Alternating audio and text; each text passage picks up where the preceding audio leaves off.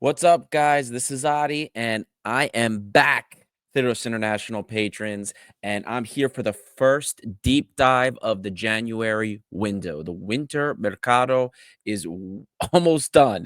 We're in the last week, and we finally have some things to talk about. We finally have some players to talk about. Now, this scouting report is going to be for the new Nigerian left back that we are expecting. At the time of recording, he has not been officially announced. We only know that he's in Greece and doing his medicals currently. We're talking about the Nigerian left back from Boavista, Bruno Onyemaechi from Boavista. Now, just a quick word on the deep dives, the scouting reports from this moment forward. You guys may be aware, especially those of you that are in the Patreon chat, that have been paying attention and seeing the announcements, that all of the scouting reports will now be available only for content tier patrons. Scouting reports will be available for purchase on the Patreon channel. If you do not want to subscribe to us, but you still want to support us, you can still see them. I forgot what the minimum is on Patreon, but you can check that out. And then if you do want to support and be a content tier patron and see as many deep dives as you want, you can do that for $5 a month.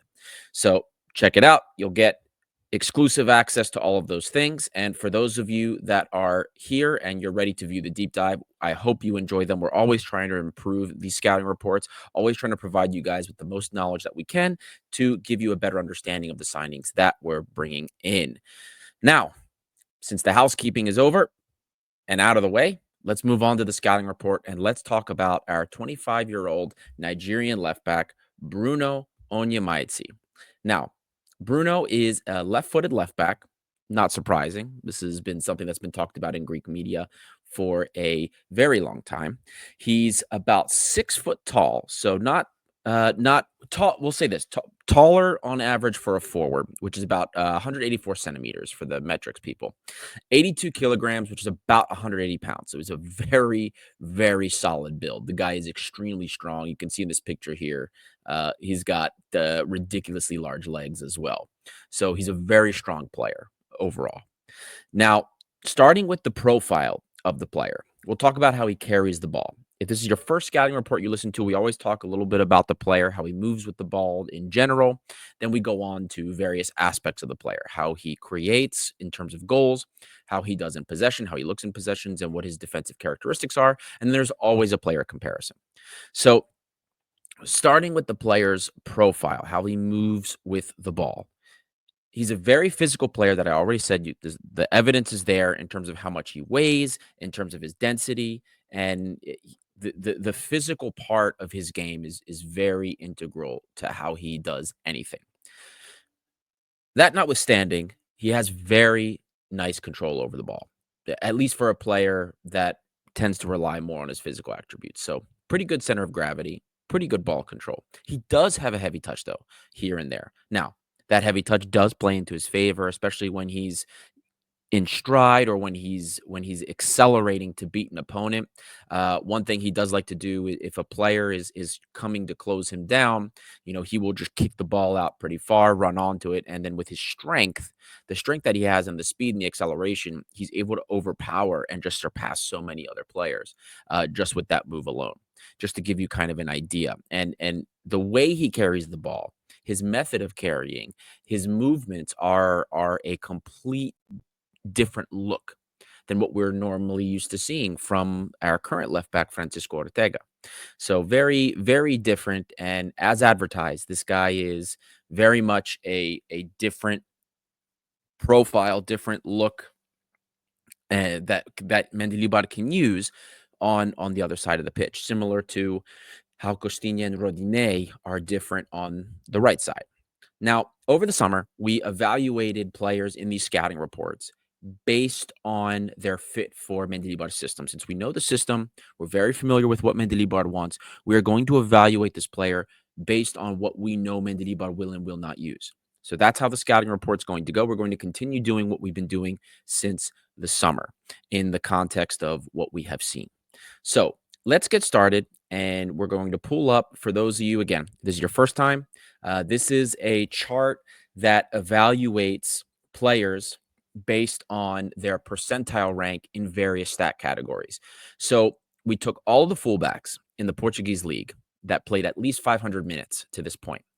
And we then compared every category that we could, and we ranked the player, in other words, by his percentile ranking based on how he was doing compared to those other left backs.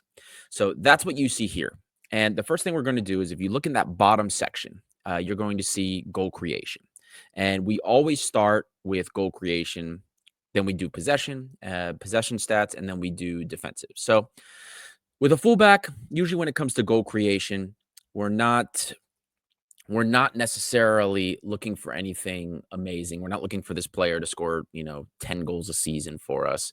If he does score a half a dozen goals, 6 to 8 goals, that's amazing. You if especially if you think of a player that Balk has, like Baba Rahman. But while Onyemaechi doesn't necessarily score a remarkable number of goals, he does score a solid number of opportunities compared to other fullbacks in Portugal, and you can see that right here. I mean, his goal scoring statistics there, he's in the 90th percentile with respect to most of them. So, very impressive. Now, if we look at the opportunities that those came from and how he scored those opportunities, they're very similar. The vast majority of them came either off of set pieces or in his follow-ups or in the follow-up plays to those set piece sequences.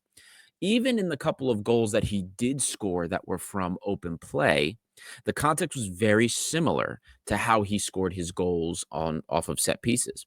He crashes the goalkeeper relentlessly, fights for rebounds.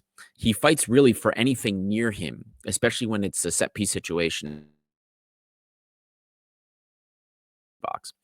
So he won't stop. He won't leave the play. He will not leave the penalty area until the ball kind of gets away from him, maybe on the other side of the field, or play dies.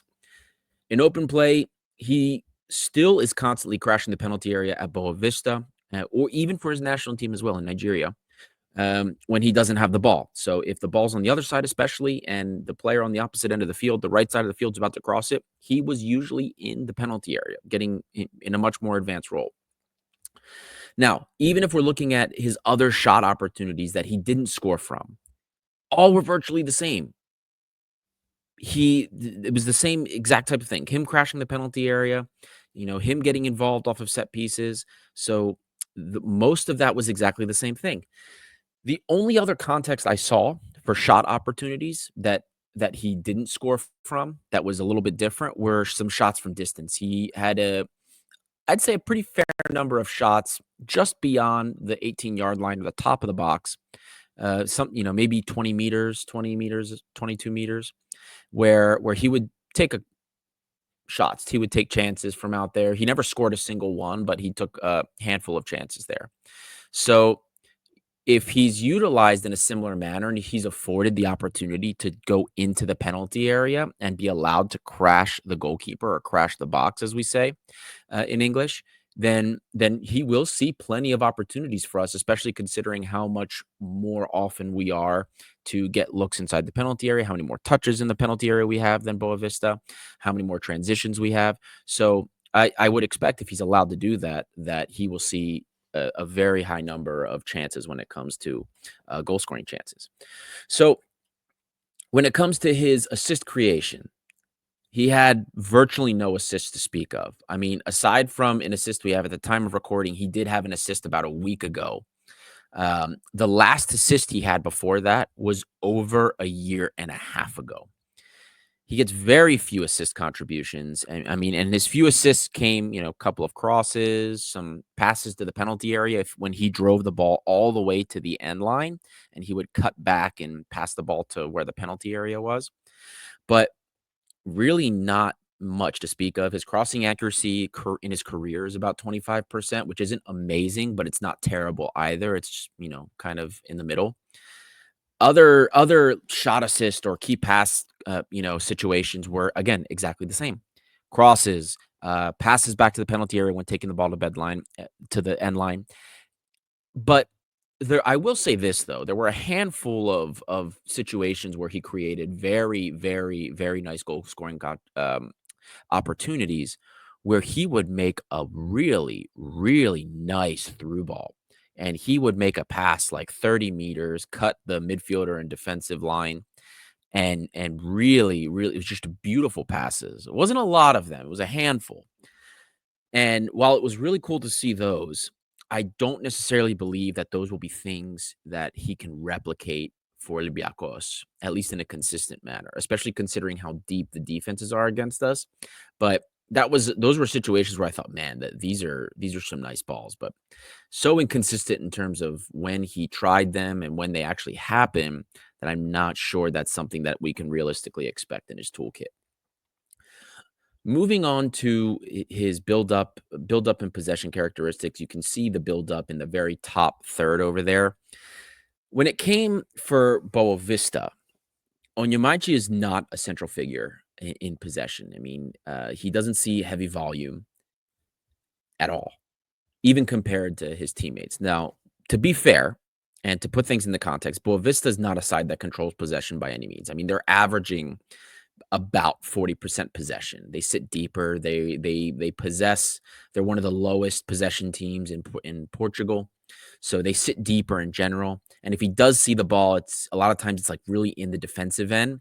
He's clearing the ball out, or maybe if it's off of a counter, he's running and trying to cross into the penalty area when he's charging forward. So he's not really involved in that central midfield buildup area.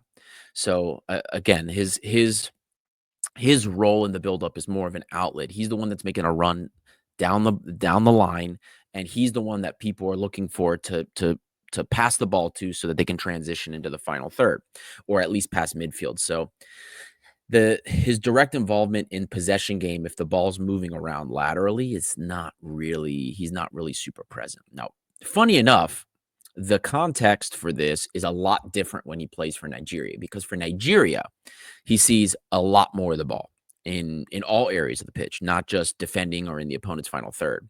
So this does make me hopeful that maybe there will be a better transition to a team like Olympiacos that's going to be at least possessing in Greece more, because he's comfortable with this. He sees this for his national team, so it shouldn't be completely unfamiliar to him.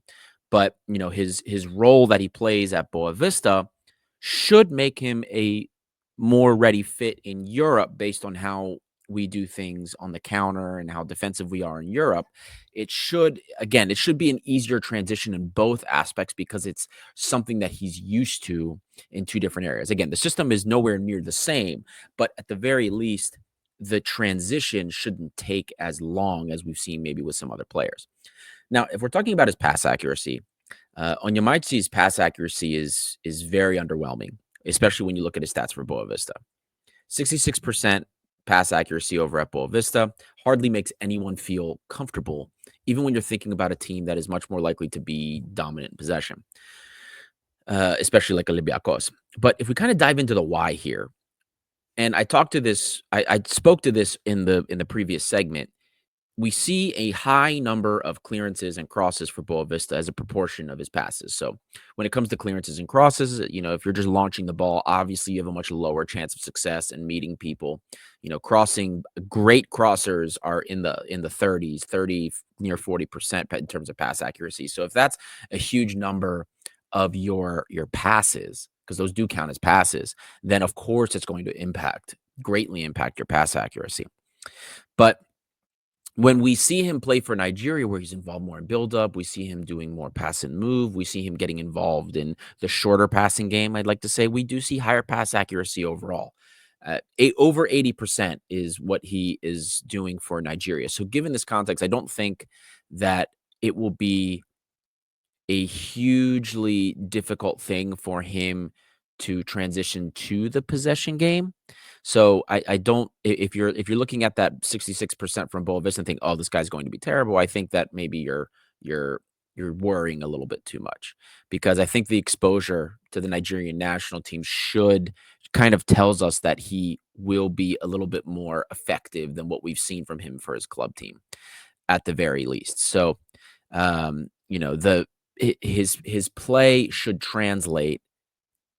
I'm not going to say he's going to be amazing for us, but I'm saying I don't think we're going to see 66 possession at Olympiacos. I think we'll see that 80 in that 80th percentile, kind of where he's at Nigeria. Not as good as where Ortega is, but better than at least what we've seen for him in club football. As far as defensive characteristics goes, guys, if nothing else, Bruno Onyemaechi is an extremely hard worker. Now, the defensive characteristics are in that central area of the graph there. He gets forward quickly, he tracks back well, and in this respect, I think Mendilibar would be satisfied with what he's getting. Because we know what his demands are. He wants you to track back. He wants you to listen to instructions, and Bruno Onyemaechi will work as hard as the rest of them. His very physical presence and strength that I brought up multiple times already, they make him extremely difficult to handle as a defender, especially when he's the one that's closing players down. The only drawback to this is, his football IQ is not exactly what I would consider to be very high. He can be very poor in anticipating possession, especially the movement in possession. I saw him get exposed and sucked in on players deep, kind of similar to what we used to complain about with Andreas Doy or with Francisco Ortega before the new year, and those things would leave him exposed, and he would have to catch up. Now, the quality that he has going for him is that he's fast, solid acceleration, so he's not usually punished for these mistakes. Where this player really shines on the defensive side of things is in the air. We do have deficiencies in set pieces offensively, and Bruno is just extremely strong in the air. He's one of the best aerial duelers among fullbacks in Portugal, which really helps us out on the defensive side of things. I brought up multiple times his athleticism, his physical power, both of which give him an incredible advantage on this front. And as far as his defensive attributes are concerned, this is the trait really that I see as his most valuable compared to what is currently available on our team. His ability in the air is going to be something that none of our fullbacks currently give us, which is huge for us, especially considering at least up until the last couple of games how poor we've been in the air on set pieces offensively, and even in some respects on the flanks defensively for this team. Now, since we finished the profile of the player, kind of talking about what he offers in general compared to what we saw in Portugal, we're going to now look at the comparison between him and Francisco Ortega. Since Bruno's coming in to challenge Ortega for his position, it should be no surprise to you guys that the radar plot is including him. As advertised, the club stated that they would be looking for a player that has different attributes than Francisco Ortega, and it's pretty clear via the radar plot that we are looking at two completely different profiles, which Mendilibar can use for different situations. While Bruno represents a more physical character and prominent presence in the air and a much bigger box threat, Ortega still represents a better option for us in build up with better technique on the ball. Going forward, Ortega has a little bit more to offer in terms of his offensive toolkit. His crosses are sharper, he's better control over the ball, and he's dangerous when he's allowed to kind of cut inside from that left side. We've talked about this a lot. Onyemaechi is going to rely more on his physical attributes to drive forward, doesn't really appear to be as effective in one-touch pass and move. I mean, the major thing for me with Onyemaechi is that he crashes the net, whereas Ortega certainly does not. Normally, we would expect Ortega to provide more assists. Ortega's better with crosses. Ortega's better in the distribution aspect of things, and the assist creation and key pass volume is better, even though Ortega maybe is performing lower to expectations up to this point in that regard. Now, on the defensive side of things, the players succumb to really the same issues. I mean, getting sucked too far forward, close to players. Neither one is inherently impressive at anticipating the play and garnering interceptions consistently. Onyemaechi, though, is faster, more physical, and able to recover from those situations better. Um, Additionally, where we have seen Ortega get exposed when he gets sucked centrally, Onyemaechi has been punished in way less of those situations. And what I'm talking about is like when the ball is played from the right hand to the left hand side, and we see Ortega get sucked into the central defense area, and then he leaves a man exposed. Onyemaechi did not get exposed in quite as many situations, or at the very least punished in those situations, either because he could jump higher and get to those crosses before, or he was quicker to recover. So that's really what I mean there. But look, at the very least, guys, at the very least, we know that we're going to have two players with very high work rate. Ortega's been an extremely hard worker, extremely valuable piece of the defense, especially the last couple of games, Porto and Panathinaikos. And Bruno Onyemaechi is going to give you a similar level of work rate. Now, this is the time after we go through the comparisons, after we talk about the profile, where we talk about my verdict. And before I tell you my direct verdict, I wanted to talk about really what we've been hearing in the Greek media about the club looking for a quote unquote Costinha for the left side. If they're simply talking about a different profile to provide another shape of the defense, and they're right, because that's what this is. He is a different profile. But if they think that Bruno Onyemaechi is remotely similar to Costinha, then I think they've missed the mark on this player entirely. So, and I bring that up because I can't give you guys my verdict without first addressing this. Because if we wanted a player that was just like Costinha, we should have found a different player than Bruno Onyemaechi. Costinha has a better football IQ. Costinha has a much more accurate cross. Offensively, Onyemaechi may better a closer resemblance to Rodinei if we had to pick a different player on the team to compare him to, but he would be Rodinei minus the flair and the dribbling ability. So I'm not saying this to tell you that he's a bad player, that the club picked a wrong player even. I'm just telling you that while the profile is certainly different than Ortega, it's absolutely nothing like Costinha either. Another thing I want to touch on is the value proposition relative to Mendilibar's system. So Onyemaichi's best attributes offensively are related to his hunger, his drive, and ability to get on the ball inside the penalty area. And as I mentioned, he's really great in the air. He crashes the goalkeeper for rebounds. He gets a number of goal contributions. Now, all of these are things that we sorely lack in the team currently. The real question that we need to consider is whether his core attributes will be really utilized by Mendilibar in the short term or in the long term. And we've talked about this on the show repeatedly, that Mendilibar does not want his defensive players or midfielders creeping in the penalty area. On set pieces, we'll see them, but not in open play. And this is something that I've talked about on the show as well. The fact that he takes things this conservatively means that the primary attributes and goal scoring prowess of Onyemaechi probably will be underappreciated. So when we evaluate the player based on fit, this is something we have to consider. Not to mention that the fact that this player will have an adjustment period, even if he is used to playing with two different play styles, one for Boavista, one for Nigeria. I just want to take a second to give you guys, a comparison to a player that I think he's a lot more like. You know, we moving away from like the Costinha and the comparisons to Olympiacos player. If I had to pick one player in Greece that I think Onyemaechi resembles, and it would be Baba Rahman from PAOK. I brought him up earlier in this scouting report. The box presence, the physicality, the speed. So um, that's the player that I really think this guy is more comparable to. So then I want to ask you a question. When you look at when you hear that name Baba Rahman and you know how he's played in PAOK, do you think Baba Rahman fits in Mendilibar's system? So, all of this being said, and presenting you with that question and that comparison, my verdict is not necessarily the most positive when it comes to this player. I'm not giving the player. I'm not going to sit here and give the player a thumbs down. That's not the case. It's like a meh. That's really where I am here. For the price paid, 2.5 million euros, the reported fee. I worry that we picked another square peg for Mendilibar's, puzzle board. Other is I'm referring to Sergio Oliveira as the first square peg to be in the board of round holes. Now, I hope I'm wrong. I hope I'm wrong with this, because if I am, we will have an extremely valuable left back on our hands. That's a goal threat. If it goes as I expected, I think we're going to see people complaining by the summer and complaining that we need to find a different left back because this left back doesn't match what we want. So I hope you guys enjoyed the deep dive. I hope you guys were able to learn a little bit more about the player Bruno Onyemaechi.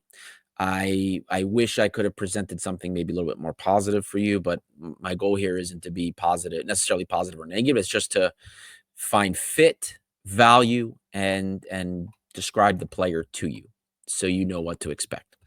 Spread the love if you like these scouting reports. Remember, these are exclusively for Patreon members. For those of you that are following us and joining us in the content tier, share the channel. Let's continue to build our red white community. And as always, feel free to reach out to me if you have any other questions, anything else. I love hearing from you guys. So let me know what you think. And thank you all so much. And have well, I have a couple more of these I'm going to be doing. It's going to be busy a week for me. So have a good one, and we'll see you next time.